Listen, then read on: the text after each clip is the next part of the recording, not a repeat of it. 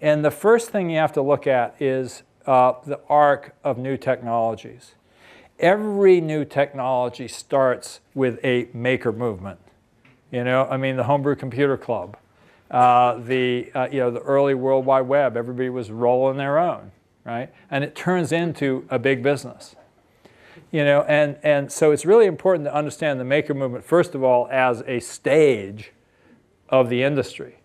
And, it has this characteristic that as soon as it becomes mainstream, people don't see it as maker anymore.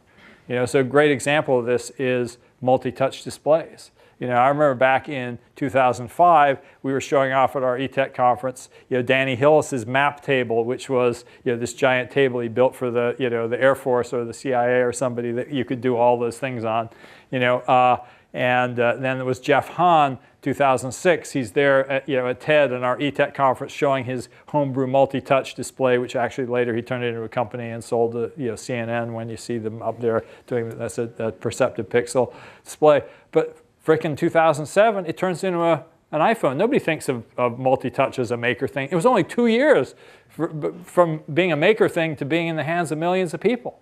And I think we're going to see a lot of technologies that we call maker now, they'll just be like, hey, that's consumer electronics. So that's the first thing I would say there. But there are some very, very deep lessons in the maker movement. The first is this notion that I talked about here about how sensors are becoming part of everything and how hardware informs software and how it's going to change the nature of the interfaces when you have devices that actually have their own sensorium.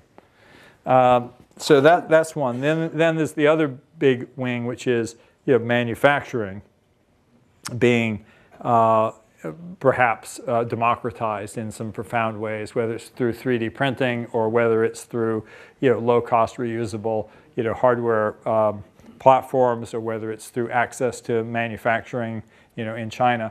And then this, I guess I would say finally, there's what GE is calling the industrial internet. Which is applying all these principles to really big pieces of equipment.